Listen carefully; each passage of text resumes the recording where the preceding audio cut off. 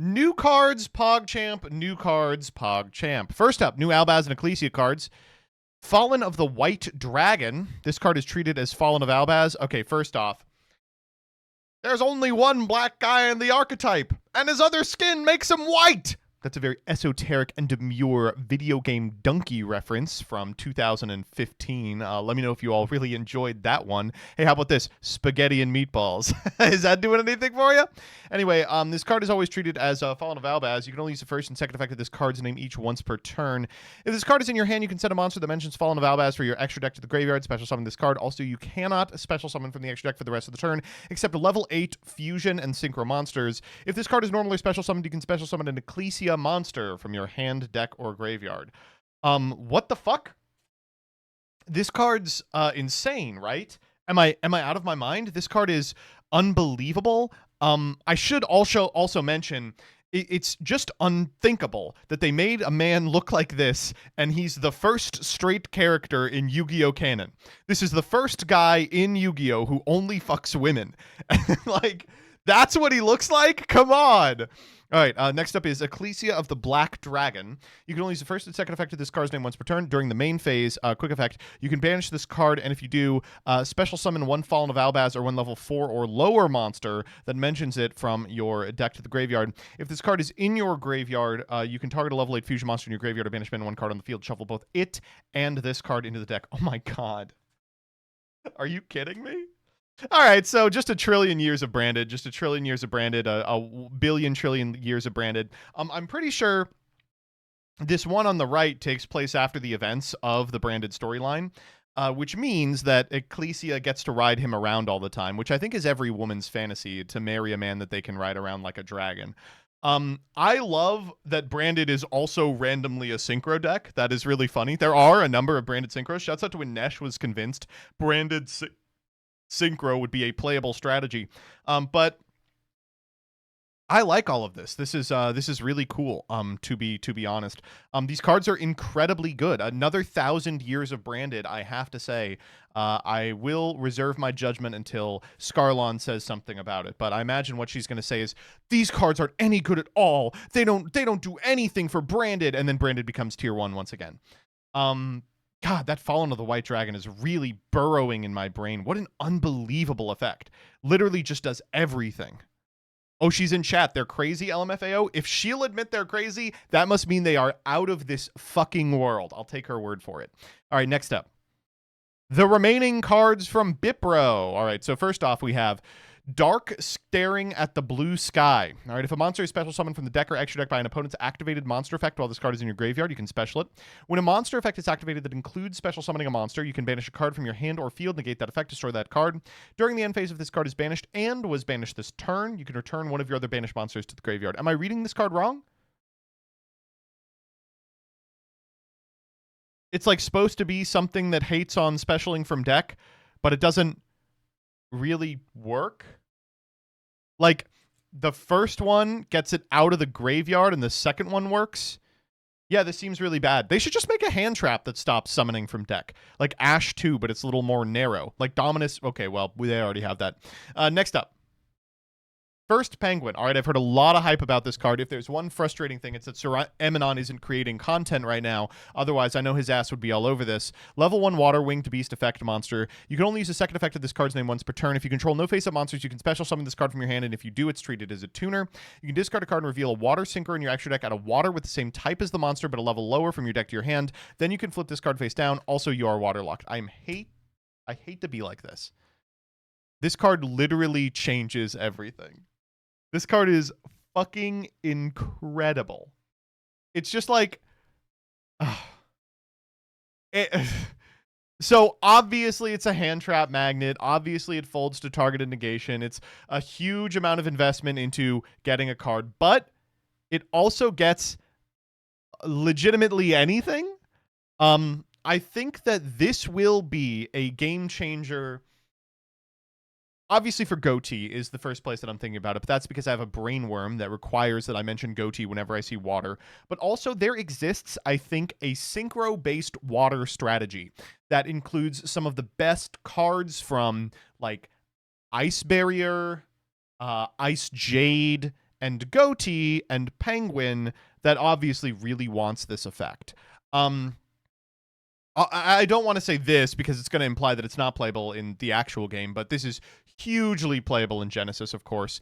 I think really playable in the TCG too. I would love to see what comes as a result of this. This is just a shockingly cool card. It's full Penguin combo for what it's worth. Well, I would hope so. Forbidden Ritual Art. Ritual summon a ritual monster from your graveyard by banishing other monsters from your graveyard whose total levels exactly equal its level. Destroy it during the end phase. You can banish this card from your graveyard once per turn when you ritual summon with the card effect that requires monsters. You can banish ritual monsters from your graveyard as monsters for the ritual summon. Cool, not good. Tip of the Tongue Reduction. When your opponent activates a card or effect by declaring exactly one card name, negate that effect and add a card with that name from your deck to your hand.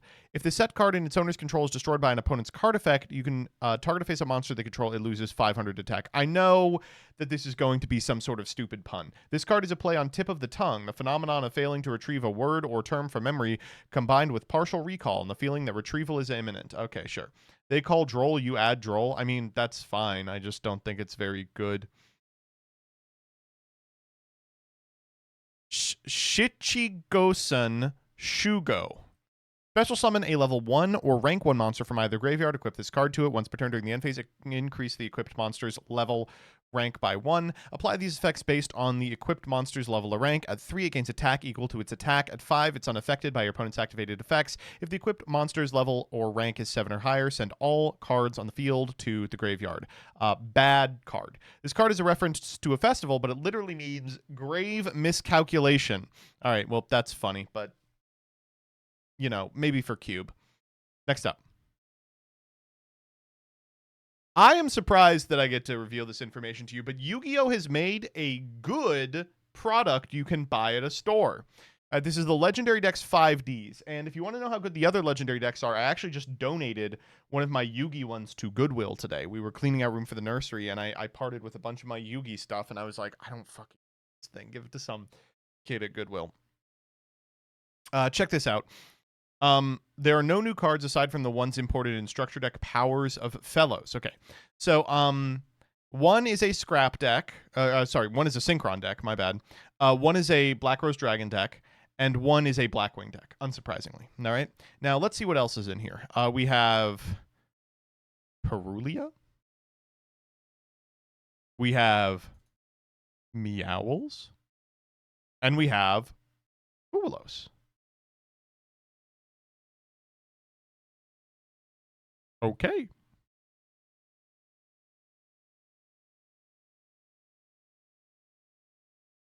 We also have Ash. We also have Imperm. We have Called by the Grave. We have Droplet. We have Droll. I mean, I hate to be like this. That's like perfect. And, you know, not to gas them up too much, I bet you can make a playable deck out of all 3 of these.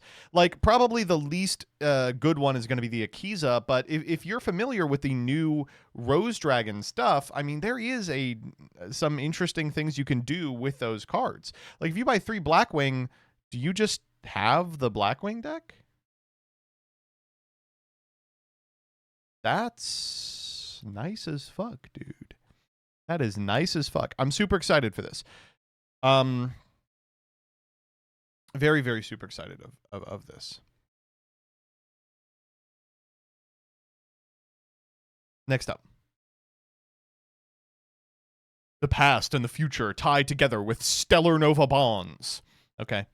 You can only activate a card with this card's name once per turn. 1, activating one of the following effects, but you can't special summon monsters from the extra deck for the rest of the turn except Xyz. Discard a card, special summon a Tellarknight Stellar from your deck with a different type than the monsters you control. Target face-up monsters on your opponent's field up to the number of Tellarknight Stellars. Negate those monsters' effects until the end of the turn. Great card. Wonderful card. Thank you, Terminal World 3, for giving all these cool cards to these bad archetypes. Next up. Okay, we now have a little bit of information about the TCG exclusive archetype. So, you are acting like we are engaged in some kind of mad science, but we are doing what we have done from the beginning. So, Burst Protocol includes a TCG exclusive archetype, which is a bunch of scientists who are experimenting on themselves to turn themselves into dinosaurs. And awesome shit. Just so fucking cool. Thank you so much. I know I hate to be like the guy who's like, I just can't prove it yet. I know Magical Scientist has some shit to do with this. Like, it's classic Mad Scientist, a perfect opportunity to sneak Magical Scientist into it. Look at this guy. This is just another Magical Scientist. See, he's like this. He has the Dino Bomb, and then he turns into a dinosaur. Oh, this is so tight, dude. I love it. It's fantastic. Oh, man. I'm super excited for these cards. I think they're going to be really cool. I will probably try to play with them no matter what they do. It's Lizard from Spider-Man. I mean, kind of, yeah. This is Our Universes Beyond.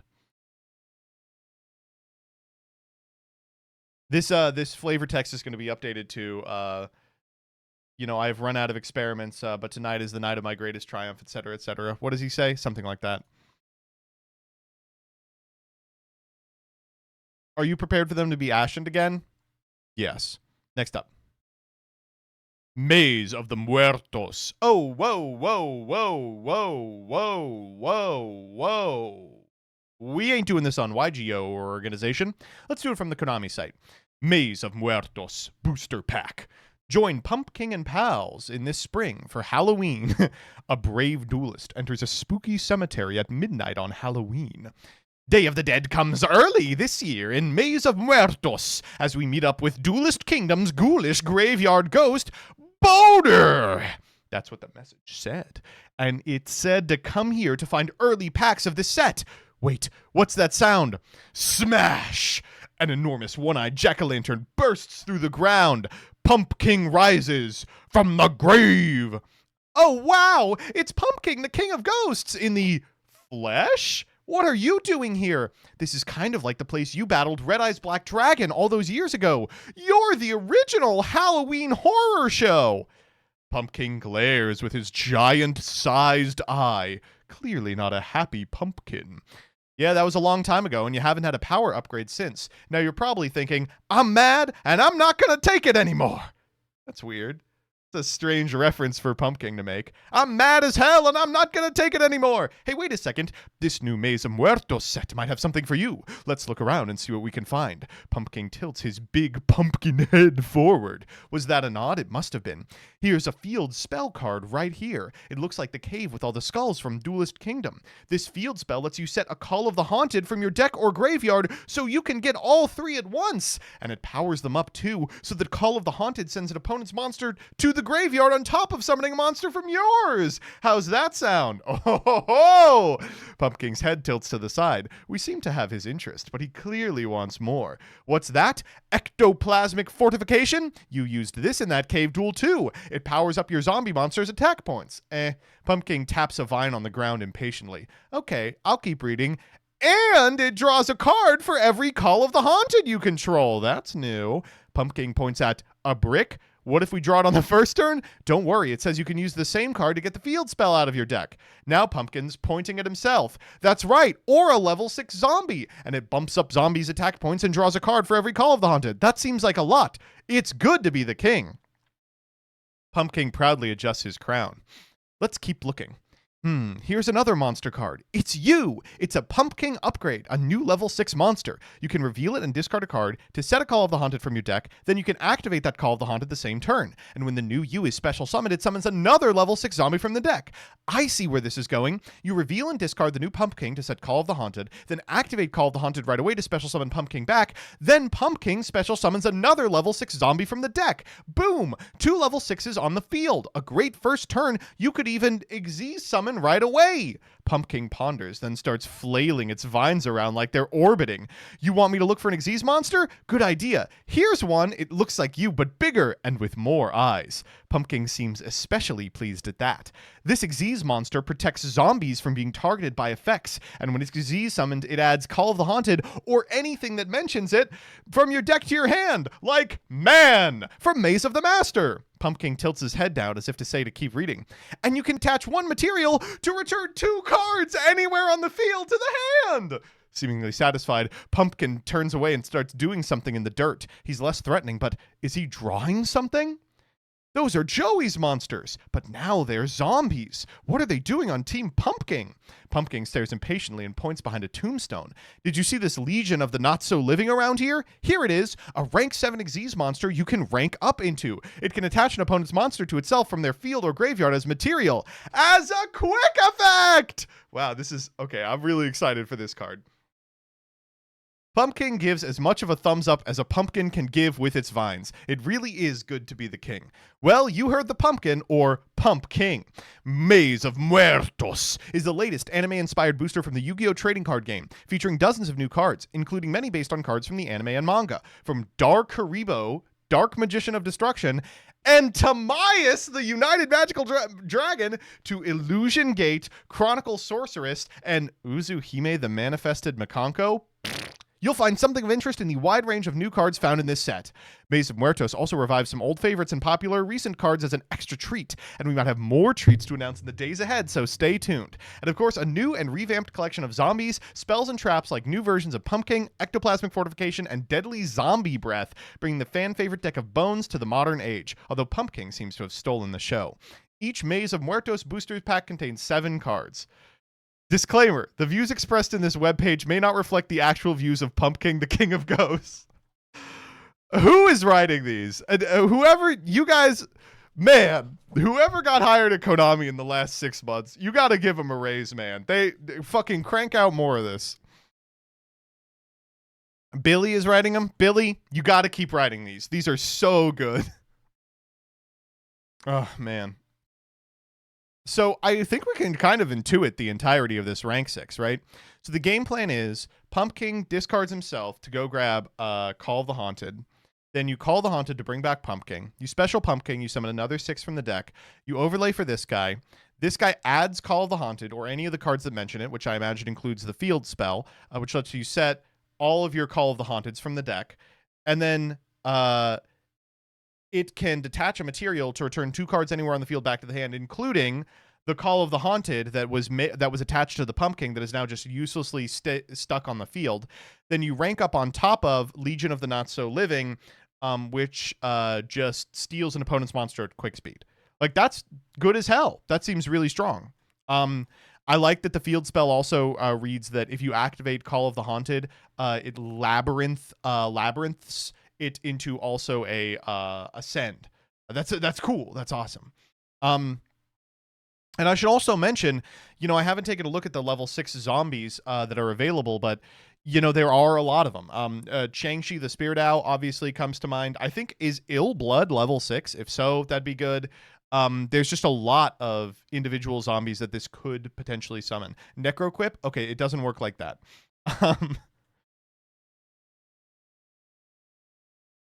There's another card we didn't get an effect for on the pack. Who the fuck is this? It's the Gorgon's Eye. Snake hair? Yeah. I don't know. I'm just, I love this. I think they're really cool. And if I know anyone who's going to be super excited about them, it's going to be Spence, #1 zombie fan. So irritating the zombie has all these cool playmakers and awesome stuff, and it just doesn't do anything. I'm ready for the year of the zombie.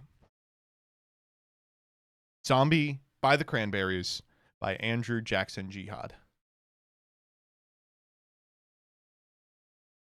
Thus ends Freaks.